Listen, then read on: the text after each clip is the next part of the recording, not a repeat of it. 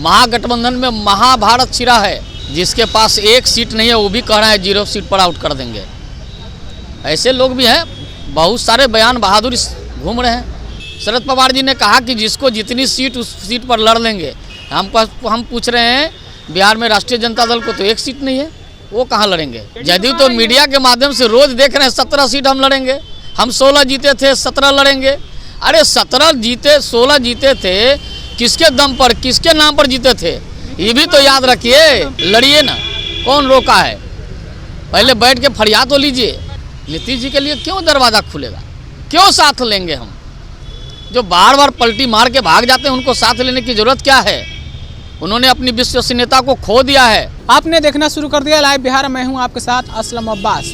लोकसभा की डुगडुगी अभी बजनी बाकी है, लेकिन बिहार में लोकसभा चुनाव को लेकर महागठबंधन में विपक्षी एकता की पार्टियों में शायद खटपट अभी से बहुत ज़्यादा तेज हो गई है। एक तरफ जदयू 16 से 17 सीटों पर दावा कर रही है तो दूसरी तरफ राजद भी पीछे नहीं हट रही। इसी मुद्दे पर बातचीत करते हुए भाजपा प्रवक्ता राकेश सिंह ने कहा है कि ये लोग विपक्ष और विपक्ष के हल्ला करते हैं, गठबंधन और साथ होने की बात करते हैं, लेकिन ये लोग खुद अपने आप में सिर्फ फुटबॉल खेल रहे हैं। हम तो 400 पार इस बार नारा दिए हैं और हमारी पार्टी 400 पार इस बार नरेंद्र मोदी के नेतृत्व में जीतने का काम करेगी। इसके अलावा विपक्ष को क्या कुछ राकेश सिंह कह रहे हैं, जरा सुनिए। हम तो परमानेंट तैयार बैठे हैं। 24 में जनता ने तैयारी कर लिया है। देश की जनता ने फिर से मूड बनाया है कि 400 पार नरेंद्र मोदी की सरकार। 400 पार बिल्कुल। आपको तो 0 पर आउट करने की बात किया जा रहा है गठबंधन की तरफ से। जिसके पास एक सीट नहीं है वो भी कह रहा है 0 सीट पर आउट कर देंगे। ऐसे लोग भी हैं, बहुत सारे बयान बहादुर घूम रहे हैं। उससे क्या होगा।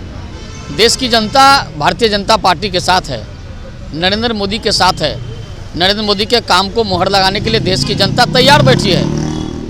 जब चुनाव हो जाए, चुनाव लेकिन समय पर ही होगा, चुनाव पहले नहीं होगा, समय पर होगा। और इस बार 400 पार नरेंद्र मोदी की सरकार होने वाली है।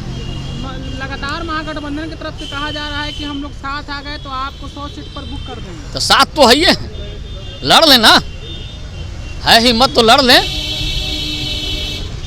साथ में नहीं रह पाएंगे वो लोग। इनका क्या साथ, क्या रहना, क्या अलग रहना।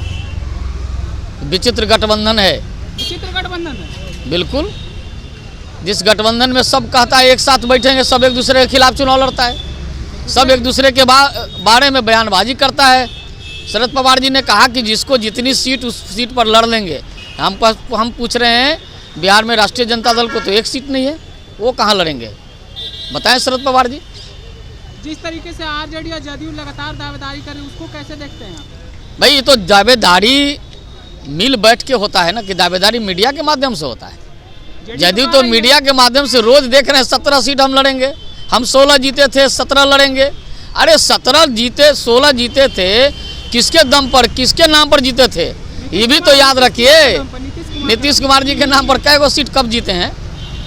भारतीय जनता पार्टी जब साथ थी तो 7 सीट वाला 107 सीट से भी ऊपर जीता। भारतीय जनता पार्टी जब साथ रही तो 16 MP जीते उनके। अब जिनके साथ गए हैं कह रहे हैं 16 जीते हैं 17 लड़ेंगे। लड़िए ना, कौन रोका है, पहले बैठ के फरियाद तो लीजिए। आपको क्या लगता है राजद को डिमोलाइज किया जा रहा है। कौन किसको डिमोरलाइज कर रहे हैं, वहाँ तो सब एक दूसरे के पीछे लगा हुआ है।